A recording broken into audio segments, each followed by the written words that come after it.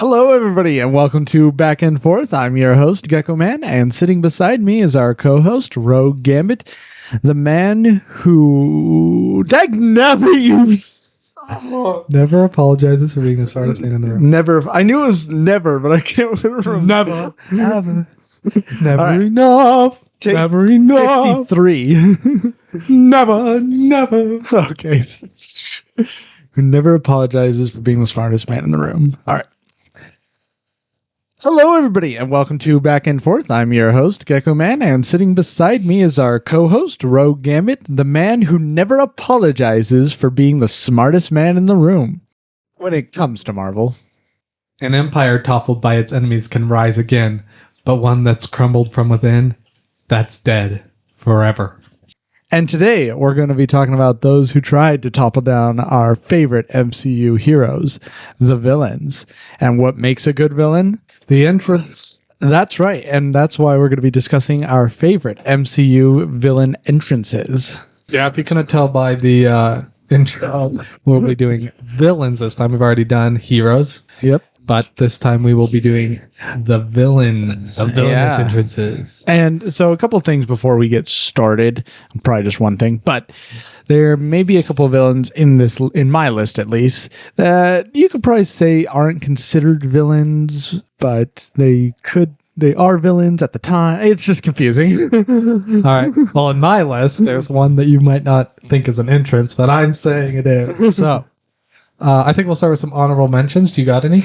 I do have one, and that's going to be Gore. Okay. Thor: Love and Thunder, Gore. When they're on that little planet in the Shadow Realm, and he kind of just walks slowly. First off, like I said, again, I love Gore. He's great. He's awesome. Like, he's a great character.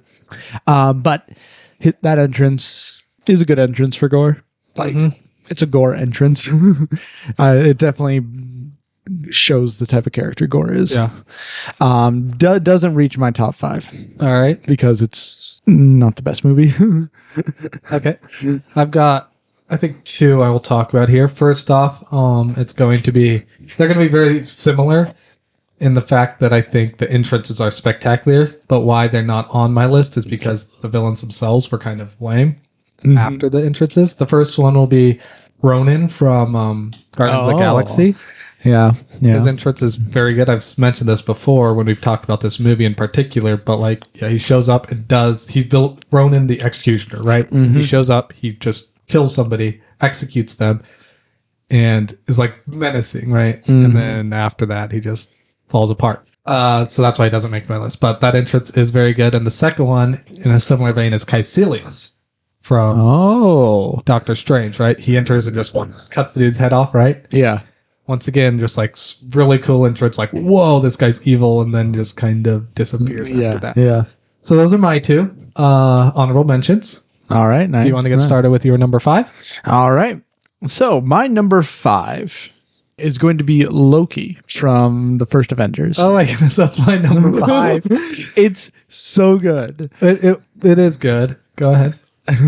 just he just shows up, right, and he doesn't actually say anything until he finishes what he did, and it's great. I love it. It shows how scary Loki can be.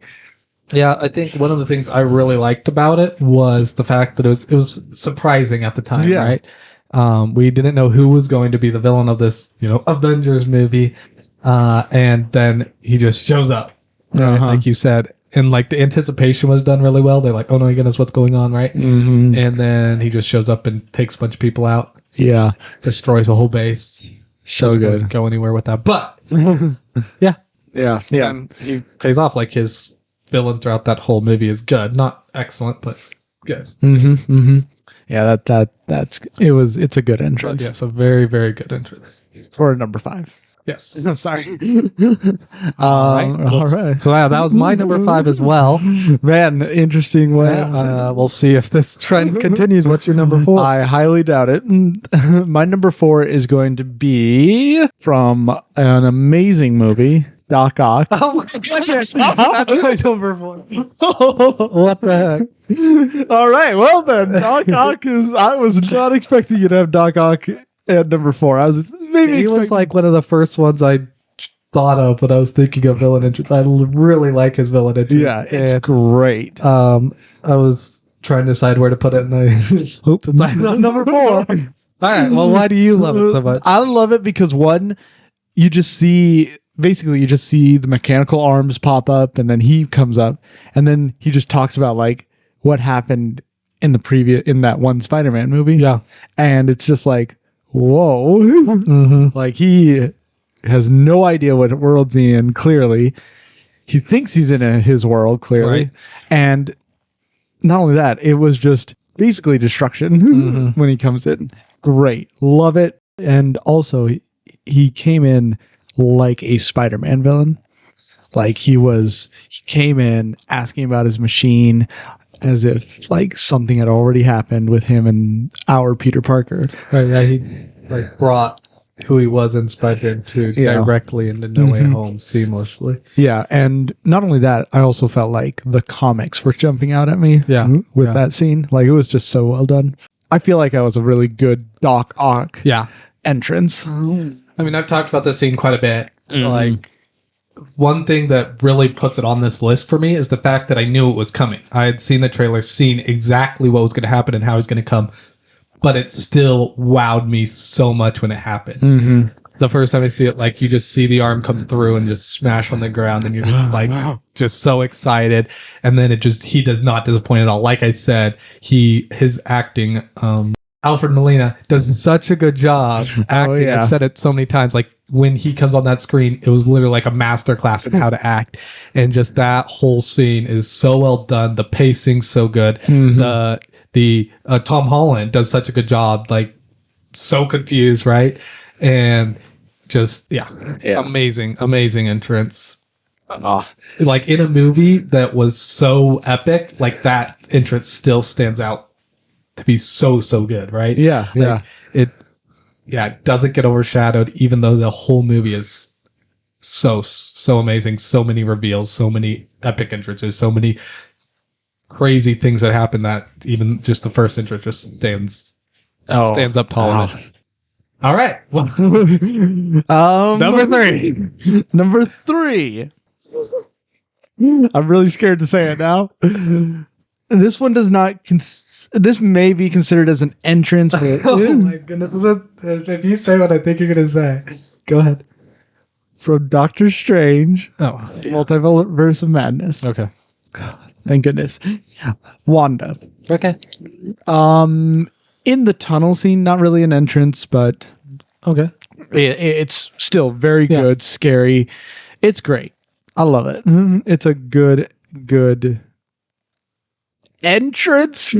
Like it's just are you saying like when she disappears and reappears? Yeah, it's like the jump scare. Okay. Yeah, the jump scare. We may have to do a segment of that, of jump scares in Marvel. I mean, there's only like one movie that has that. In the future when we get more to the horror side. Yeah, if it gets I guess there's a couple in Moon Knight. Yeah, and we might get some in the upcoming Werewolf by Night and such. Yeah, and I just think it was very well done. They didn't even you can barely see any mistakes in what they did to make it more scary. Eyes were just so well, you were able to tell that it was Wanda, not this blur that just comes out of nowhere. It was good. It was really, really good. Yeah, that's a really good one. I mean, I guess it's as much of an entrance as my next one, so I can't bash it too much, but that's an interesting choice, but I really like it. I will say here, I apologize for cutting you off here, but how could you? I was going to choose the one where she comes out of the mirror. That's a pretty good one too. Yeah. But that one's, I personally could tell how more like that was animated. That was CGI. There we go. Yeah. So it was a little disappointing, not gave you the full effect of all that. But still very good. But yeah, that other one was really good. All right. What is your? So I'm just going to say a little bit about that. All right. I really like how it keeps like the tone of the movie going too. Because like I think I said in my review, like it was almost like went on for too long, like the waiting. Like it kept the tone of the movie so well that I don't think it was bad at all. Plus, I think it did add to the movie. showed Wanda's like relentlessness and the fact that she didn't really care about even herself from this other universe in the body, but was willing to do whatever it takes. And that whole chase scene showed how she was wholly had become this villainous being. But anyways, all right, my number 3. So this one, people might not say is an entrance, but it is the first time you see the villain appear. Full. Okay, that's confusing. And it is in Spider-Man No Way Home again, when Green Goblin, or Norman Osborn, truly becomes Green Goblin. Oh, In Happy's condo. And yeah, and it's so good. We've talked about this scene, how good this scene is. So I don't go, but I'll go into the entrance. Like, we even talked about how great Green Goblin is in the movie. Yeah. Like, just look at our previous stuff. Go back to Marvel entrances, Marvel stuff about Spider-Man moments. You can go back to our moments list. This basically made it on it, and also we have a whole review of Spider-Man No Way Home where we talk about the whole scene. Yeah, this top 5 Marvel moments was episode 11 way back in March, and the No Way Home movie review was our first movie review we did in February. And in that, we talk about the whole scene, including the fight between Green Goblin and Spider-Man that is so good. Yeah. Superb. I definitely need to watch the movie again. Oh yeah, I can't. I was actually just thinking about that. I want to see this movie again so bad. I haven't watched it since it got released on Blu-ray, and I want to see it. Also see like all the deleted scenes and all that. Oh, I do have something I want to point out at the end of this. So, but anyway, so the entrance, like just the reveal of like the true villain and like how we knew, right? You know he's the villain, right? Yeah. But he still just like gets into your heart, and then just breaks it just like he did to Spider-Man. And it is done incredibly well. The anticipation's built up so well. Yeah. And then just that whole scene, the way it's shot, I've mentioned it countless times, but that camera work was so good. And Willem Dafoe's acting and just the utter change in his character, right? When he becomes the Green Goblin. And he's rude, so rude to people, and just like, and to Norman Osborn, right? Like, he's calling people lapdog, you know, and just like, no, this is my time to be the villain, right? And just like that coldness, that just evil, the incredible. That's the stuff of a good villain right there. Yeah. And it's all built up by like the anticipation, right? Because like I said, the camera work, that zoom out with the focus in, right? But at the same time, it all goes into slow motion. Everybody around is like, what's going on? He doesn't even know. He doesn't know. And then Norman Osborn. Yeah. Green Goblin. And then on top of that, it's like all had come so close, right? Even with Electro, right? He almost cured him, right? It was so close, but then it's all just torn apart with a few words. Gods don't need such choices. Or whatever. Gods don't need to choose. Yeah. And then it all culminates with I may run. And then he just rips his hand out of there. Oh my goodness. Yeah. So good. And his acting is amazing with 2 personalities like that. Yeah. All right. Anything else you want to say about it? I think that's all I've got. I won't bash it because I had kind of the same right. one. Yeah, like it's not necessarily an entrance where he's in the scene, but like it is like an entrance of that villain just like coming out fully in the movie. That's why I picked it. One thing I do want to say about that scene that I absolutely love is just the slow turn he gives. That's a neat trick, that sense of yours. Oh, so good. And what's your number 2? My number 2 is Thanos in Wakanda. Wakanda? Okay. I think so. Yeah. It's Wakanda. Infinity Wars, where he shows up in Wakanda and just starts wrecking everybody. Yeah. He just comes in and then instantly just takes out everybody there. So good. Love it. It is just pure. The everything about it was so well done. Yeah. The slow motion, the CGI, everything. Yeah. And just the way he takes everybody out using each stone. And I actually watched a video on this. I'm not sure, but I'll have to look at this again. Is the fact he uses each stone in the order he retrieved them, which is amazingly. Oh, that's so good! Like I love that. So yeah, just a great entrance of a great villain. Yeah, like you said about the CGI and slow motion. I'm one who judges things critically, but slow motion critically, I don't usually like it in movies.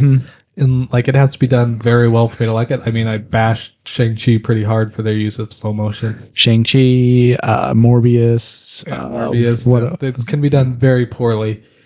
But yeah, it was so well done, and just like it added to just like the dread that you're feeling, just like the sadness, the horror, just like added to it and made each moment hit so hard, and just like made him what's the word, more menacing, and more imposing, and actually like fully like realized as like this villain. And this like unstoppable force. And it just adds impact to each hit he does, you know? And oh my goodness, when he punches Captain America, you felt that. That was so good. Taken from the comics right there. Yeah. Oh my goodness. I think that's until like the end, that was like the scaredest I was that somebody just died. Yeah. Like, you know, a punch isn't going to kill Captain America, but when it's in slow motion and Captain America just comes up and, you know, it's exactly what's in your head is exactly what just happened with Iron Man, right? Yeah. And I was like, oh boy, he dead, you know? And I think that slow motion just added so much impact, literally and physically. So much weight to that scene. Yeah. And yeah. And the other thing is you don't even know if the Avengers are going to lose because like half of the Avengers were already taken out by Thanos on the other planet, and then he just comes in and starts taking these guys out, and you're like, Wanda, you can end it. Yeah. And it doesn't happen. Yeah, they do such a good job of setting up, like you said, that like they only had the one choice, right, for Wanda to destroy the stone. Yeah. And a lot of that was the way he just like came in and just destroyed them. It's so good. Yep.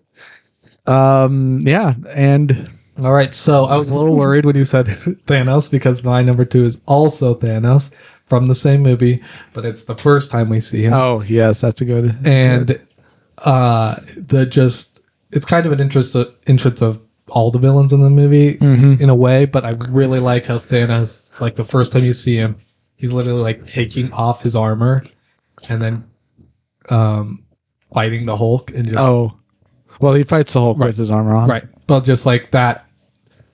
I guess I should have said it in the right order, but what I'm saying is like first time we see him, like he just wrecks the Hulk, who, right, it was almost a running joke up to that point that the Hulk was, you know, so OP and just destroyed the villain, every villain he faced, and then they immediately put him up against Thanos, and Thanos just destroys him, right? Yeah. I've never really noticed how Thanos fought when he was fighting against the Hulk. Just so good. Really, I mean, like, the first time we see him fight, right, he fights hand to hand. It shows, it almost like shows, like, you know, his roots, right, where he comes from. He's a mad titan, you know, had just been wiping planets one at a time, one at a time, and like having to fight them. It showed like he was willing to get his hands dirty and do that. He wasn't like Loki just hiding behind an army, you know, in the first Avengers, or Ultron once again just having this army go out there. Like he was willing to get his hands dirty, and then throughout. That's an interesting point, because the Avengers only went up against villains who hid behind their army. Right to that point, yeah. Yeah, that's interesting. And he would send his Lokis to do his dirty work, his Ebony Maws, or his slaves, Proxim Midnights. I don't think they're all called those names, but yeah, I get what you're saying. But he also was willing to get down to the nitty gritty and beat up some Hulks if he needed to. Like he said, guess I'll have to do it myself. Exactly. And then, seeing him once he gets the space stone and knowing that he now has the ability, it also shows his knowledge of the stones, right? Mm-hmm. He can just get them and then start using them, and he knows that when he gets that, he has the ability to manipulate space, and he doesn't need his armor anymore. Is his armor? He can get out of situations if he needs to. He can use it to stop things that are coming at him and whatnot. Yeah. And makes it look so easy, but then right after doing that, he takes off his armor, shows that he feels so powerful, he doesn't even need it. Mm-hmm. And then of course kills Loki and Heimdall, showing once again he is willing to get his hands dirty. So just sets up this villain that I could even do the very first time you see him, right, in the end credit scenes and everything, but this brings him out of the shadows and just sets him up so well. Yeah, for the rest of the movie. Yeah. All right. There's so many Thanos ones I could have picked.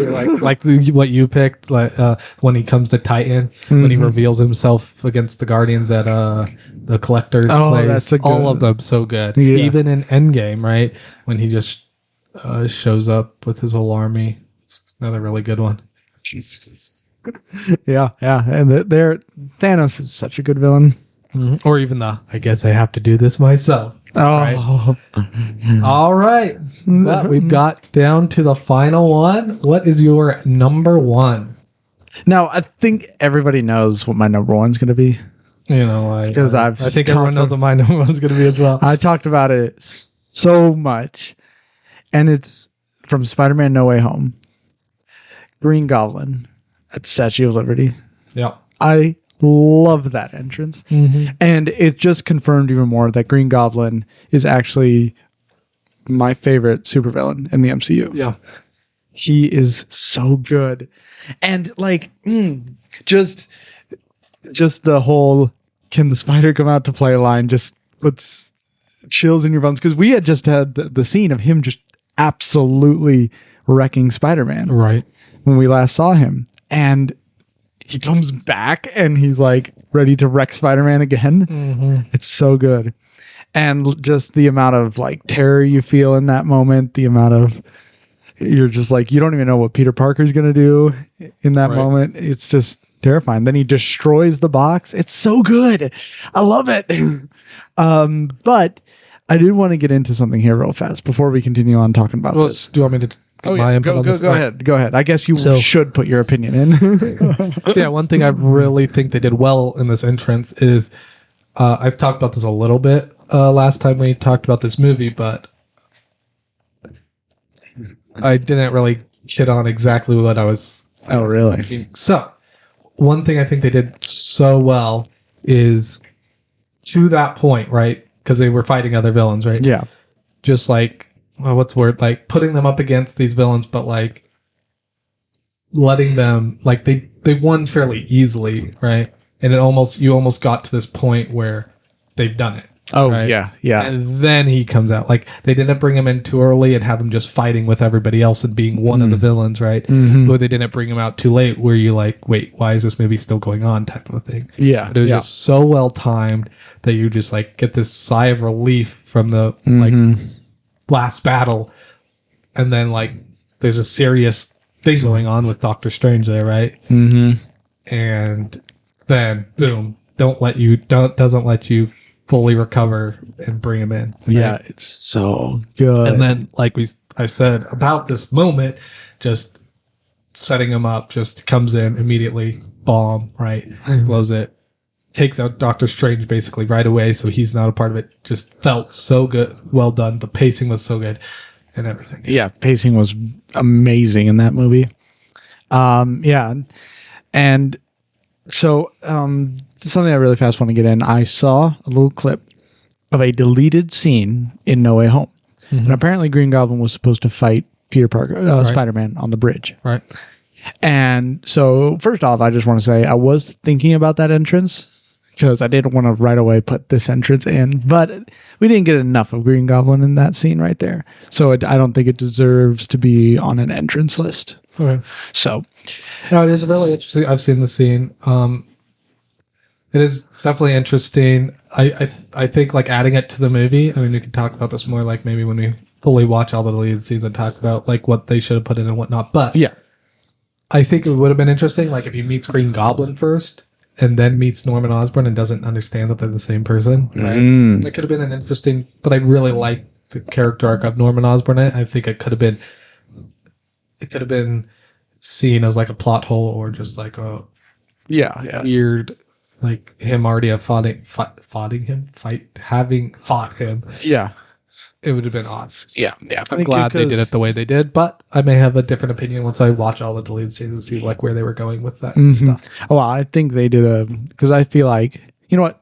We'll talk about it later. We'll talk about it some other time. I'll let you all know my thoughts. But anything else you want to say about that before I move on to my number one? Just know that Green Goblin is the best supervillain in the MCU. Wow. My number one might have something to say about that. Yeah, we all know what it is. We all know what it is. So picture this, right? I'm picturing it. You got the best spy in the world driving down the road. Are we in the car with the spy? Yeah. Thinks he's gotten away from all the bad guys chasing him. Chasing us. Cracked windshield, we zoom in on a figure. Just standing there, holding out a rocket launch. He doesn't hold it out just yet.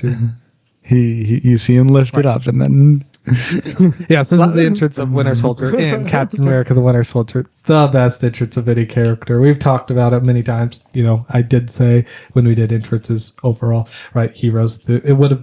If we did entrances, it would have been impossible to pick between Thor entering and Infinity War in this one. That's why we had to separate that.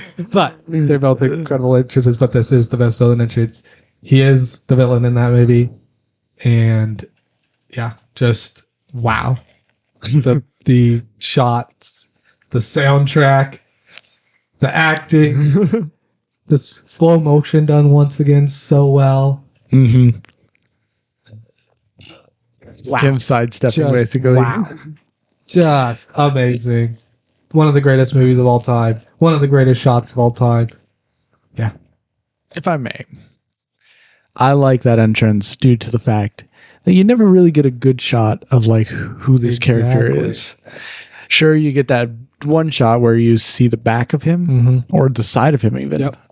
And sure, you can see a little bit. You could probably take some guesses as who it is, but it just still doesn't give you a good shot of like, who is this character? Right. And it's like so good. So good. I mean, I've talked about it before in that, right? Like everything is shot so well that, yeah, you don't know who it is. Even when he rips the door off the car, like you're like, wait, what's going, like it's hard to even tell that his arm's metal. Like they just hide just enough that it just keeps it the whole like mystique of the character. And then when they start revealing more and more about him, there's still so much hidden. Whereas if they showed you exactly who this character is, right, you see him walking up, you see his figure, you see his metal arm, you see how all of it happen, and then if they start revealing it, like you feel like you know the character already instead of it being hidden all the way until Bucky. Yeah, you know. Yeah. So good, so good. All right, well, that about does it for our. That's our list. Put in the comments if you agree or disagree. But if you don't agree, then I may have to have a talk with some of you. Well, we disagree, so I guess we're gonna talk. And yeah, let's move on. I want to move on to what I expect from San Diego Comic-Con this weekend. All right. You expect Marvel, I'm assuming. Yeah, so they, like I said, they have a couple panels. There's going to be one that's going to be more based on or talking about the animation, and then one that's based or talking about the movies. So yeah, what I expect for sure, I think we're going to get a She-Hulk trailer. I think we're going to get a Wakanda Forever trailer. And then I think we're going to get probably like a first look, teaser type thing for Ant-Man Quantumania. Are you sure about that? I mean, he's speechless, guys. He's speechless. I'm not sure what you mean. Like, this is my speculation. No, I'm not 100% sure about this, but this is what I'm thinking. I'm just saying I may have seen a small snippet of a Wakanda Forever trailer. I can't confirm it is an actual trailer again. Like, I haven't seen anything about one, but I haven't seen anything about like one fully being released or anything. And I'm not saying like they're not going to release something before. I'm saying this is what they will release there. Oh yeah, sure. Moving on. Like we've seen like first looks at even Ant-Man Quantumania, right? And they released that weird scene with Ant-Man and Wasp and Falcon and Miss Marvel and all that. Like we've already seen things with these characters. This is just what I think they will be revealing there. Yeah, sure. Anyways, and then I think they're going to go over this slate for the movies in 2023. We'll finally get exactly what movies are coming out when, release dates and all that. It probably all the way until Secret Wars, maybe even after. So that's what I think. We'll get into that a little more. On the animation side, I'm pretty sure we'll get a trailer for a lot of shows. We'll probably get something on X-Men. Well, we definitely are getting X-Men 97. We are getting Spider-Man Freshman Year, which we have something to talk about that apparently. Oh. What If Season 2 and Marvel Zombies. I think and then on the show side, I think we'll probably get a Secret Invasions, something on that. Okay. There's some more news on that as well. And I think we'll probably, there's been so little talk about Werewolf by Night, but I feel like it's coming up so quickly. Like there needs to be something that they talk about it. It's going to be another moment of like Multiverse of Madness and stuff like that. Maybe. But I do like there definitely will be talk. They will talk about it, but I just don't know exactly what it's if it's gonna be a trailer. I've just heard so little about it. I don't know if they're doing reshoots, what's going on with it. So that's what I expect. Getting into a little more detail. I think with She-Hulk, we're probably gonna get a full trailer, and probably even like mentions of Matt Murdock. We'll see who's playing it. It sounds like they're gonna have a lot of the actors from it will be there to do their little "whoa, I'm here," yeah.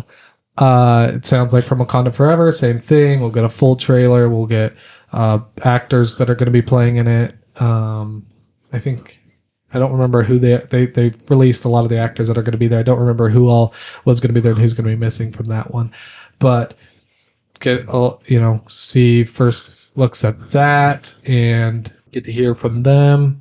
Then we'll get Ant-Man Quantumania. I know that Paul Rudd is going to be there, and we'll probably get a look at Kang. Oh, and then there'll probably be a lot about Loki too. Tom Hiddleston's supposed to be there. I think we'll get. I don't know exactly. I don't know if we'll get a full trailer, but I'm sure there'll be a teaser or something for that, and probably even get another look at like some of the other variants that are going to be showing up in that. I wouldn't be surprised if there's going to be like variants of characters that we've seen, if we're going to have talks about them. Probably more talks about Kang about when we do that.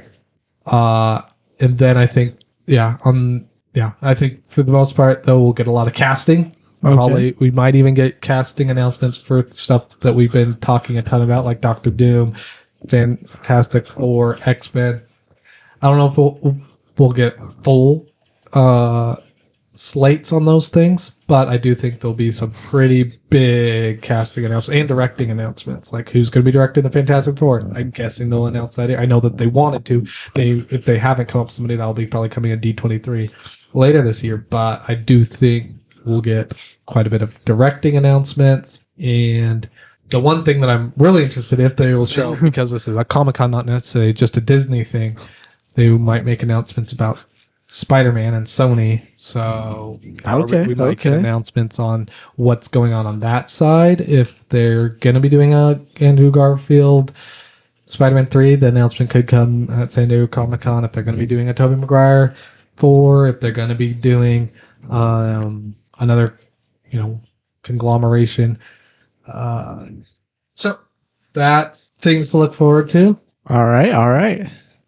In the after party, I'll talk about speculations that are going about, and I'll be watching as much as I can to give us the first looks at everything. Do you have questions, Gecko-mon? No questions, even though I really want Werewolf by Night to be. I really hope that I would love a flip because I've heard literally nothing. I don't know who's acting in it. There's like no. Yeah, because Werewolf by Night is just going to be such an interesting story. Yeah, I feel like the whole Midnight Sun story. Oh, yeah. That's another thing. Blade. There's going to be something on Blade. Oh yeah, because we only got his voice in Eternals. We still don't know when that movie, or if it's going to be a movie or a show. I would almost rather it be a show because we've gotten the other Midnight Suns seems are going to be released in show form. Mm-hmm. But I want to, of course, I won't care, be mad if it's a movie or something. But if the Midnight Suns side of it is more of show format, that'd be pretty cool. Okay. All right. Okay. Well, is there anything on the Star Wars side that might be coming at San Diego Comic-Con? To my knowledge, I haven't heard anything about anything coming to Comic-Con. But here's my theories on what could be coming and what I've already seen. Okay. So I have this feeling that Mandalorian Season 3 will be releasing a trailer at Comic-Con. But they may save it for the Disney. Right. Disney Plus Day. Disney Day. Yeah. As well as I have a slight feeling that they might actually talk about Ahsoka at Comic-Con. Okay. So that's something I may have to look into. That's about it. I do believe Ahsoka trailer will be coming on Disney Day, so they won't really do a Disney Ahsoka trailer at Comic-Con, but definitely talk about it. That's about it. Probably Bad Batch season 2 will probably be getting a trailer.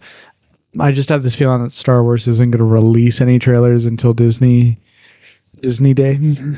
Okay. So release any trailers or any new trailers. So it's going to be an interesting road until Disney Day. So we'll see. We'll have to wait and see. Well then. That's about all I got. Any questions about Star Wars? No. Is there any new stuff that has been released? Any new trailers for Star Wars? Yeah. So moving to upcoming for the Star Wars universe. All right. So I definitely have a ton of new theories that we're gonna have to get into in the after. All right. But Mandalorian. Mm-hmm. I've seen a new trailer. Not really new stuff, but I've seen a new trailer. Like I said, not a whole lot of new stuff, but some new stuff with possibly the same planet that we started on. Not started on, sorry. The planet that Mandalorian saves Grogu from in the first season. Okay. And the Mandalorians revealed themselves on the planet. It looks, think of it as like Alderaan now. So it looks way better. Even the one dude, I forget his name. The one guy who was like the marshal, not the marshal, the mayor of the town or whatever, is wearing newer clothes. Looks like. So I'm assuming this is going to be taking place way further in the future than right after or something. So it might be interesting. But that's about it. Other than the fact we do get some new shots with Mandalorians, we do see a helmet. I'll get into my theories about that helmet later. Okay. But we do see a very interesting styled helmet. So not really interesting. It just looks weird. But other than that, did we get a release date in the trailer? Or did it say no release date that I can think of. I didn't write that down. I'll have to look at it and I can let you all know in the after. But other than that, we did get two new scenes in a new Andor trailer. Oh. And we see Andor walking. That's about it. I know.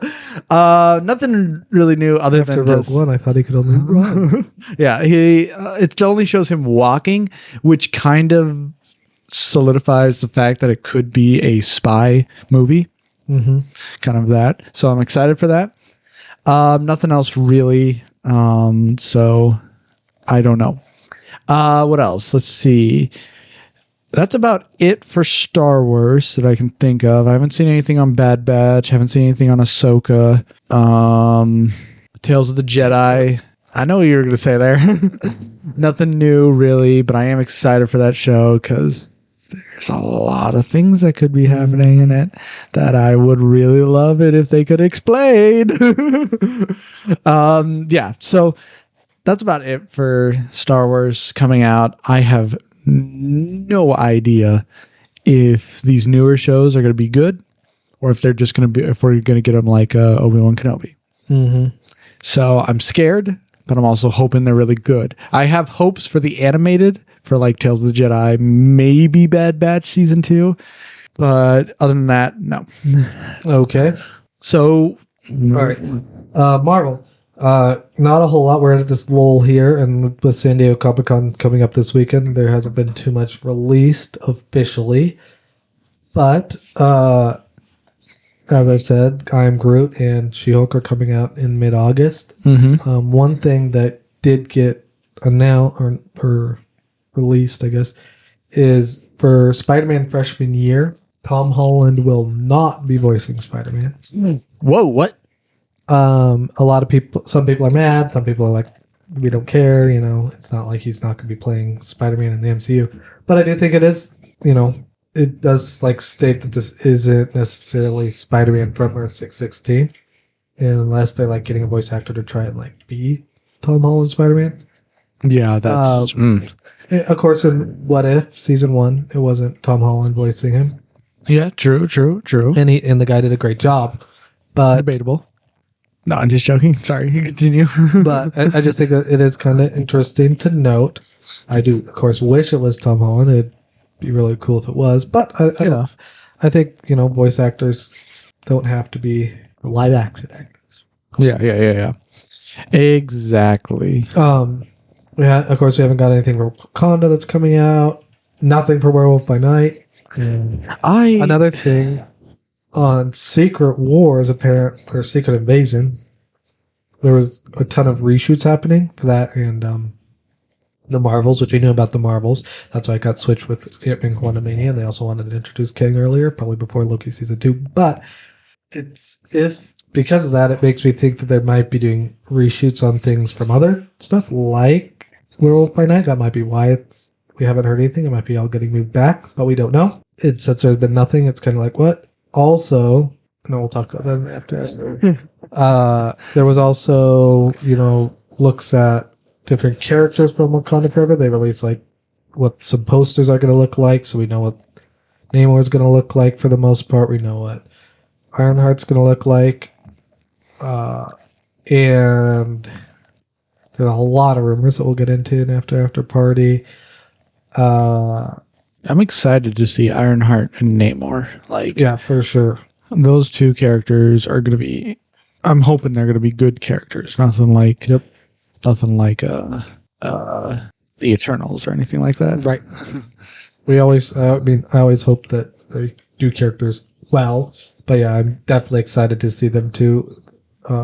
One thing like I said last week, I think it was, I'm definitely excited to see if they call Namor a mutant, since in the comics he's known as the first mutant. Interesting. I'm also, the reason I'm excited for Namor is, yes, mutants. Yes, let's get some more mutants other than Miss Marvel. Let's get some other references to mutants other than what Miss Marvel did. Yeah, one thing that I said last week that I want to expand upon was part of the reason that they chose to make Miss Marvel a mutant was originally the writer wanted to make her a mutant in the comics, but because Fox had the right to mutants when she was created, because she wasn't created till 2013, that because they wanted to be able to use her in TV shows and stuff in case they didn't get the rights from Fox, that's why she was actually an Inhuman. So in making her a mutant, it wasn't like they were necessarily changing her backstory, but actually making her the backstory that they wanted to do originally. Okay. So that is interesting.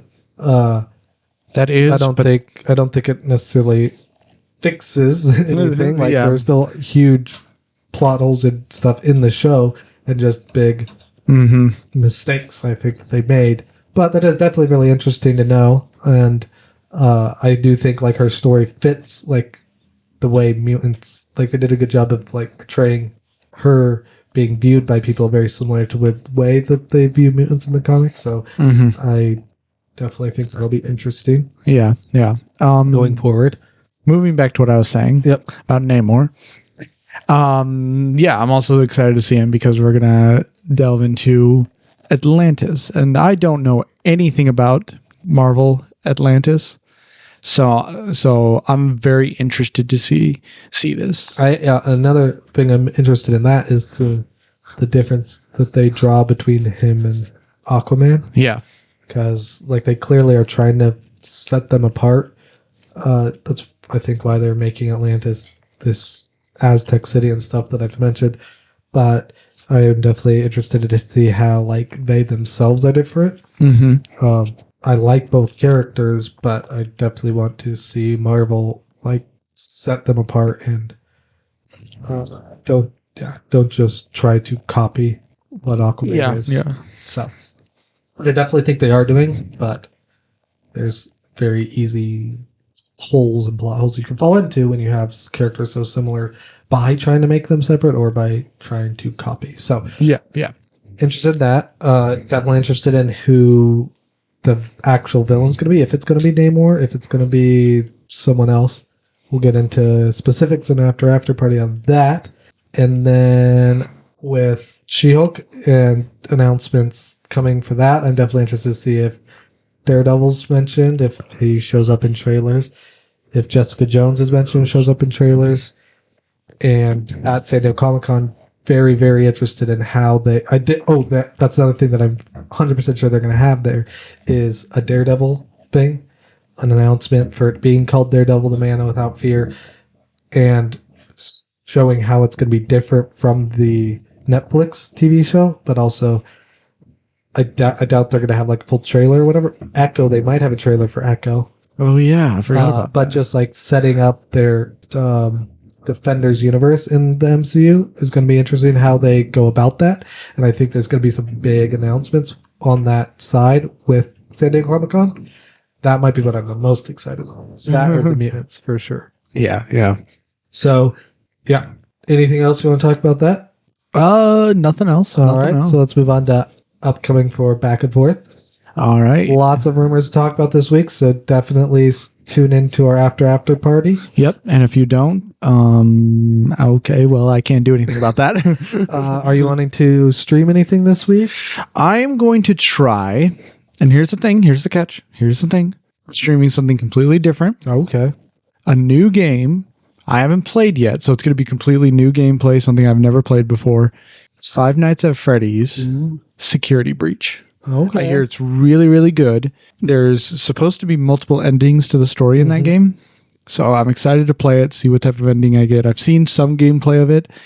So forgive me, but I may know how to beat the game. But all right. But I would love to play it, put my courage to the test. You guys are going to want to tune in to hear a grown man scream. yeah, the hearing a grown man scream, especially this grown man scream, is hilarious. You know what? We're going to have to put some links into the description of clip of YouTube videos of me actually being terrified. There's a clip on one of my brother's channels. He just recorded me being terrified in a video game. Hilarious thing. It was the first time ever being recorded of me being scared. Terrifying. All right. And then next week we will be doing Back and Forth. And we're going to be doing our first comic book review. Yeah. This is going to be reviewing my favorite comic of all time, Spider-Man Blue. Gecko Man is reading it for the first time right now. Yeah. Do you have any initial thoughts before? I'm just so confused. I've only read two chapters. Okay. Basically, I don't know if that's what they're called in comic book. There's Issues. just issues. Thank you. I've only read the first two issues.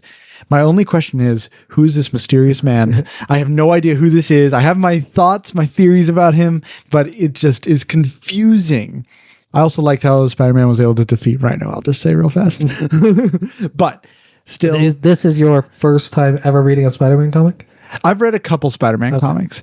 That was a long time ago, so my memory on them are kind of... So yeah, but definitely like the first time like in recent years that you've read like a full comic and getting... All right. Yeah, so I'm excited to finish it. Like, I really need to finish it. Yeah, I'm super excited to talk about it. I cannot wait to hear your thoughts on it.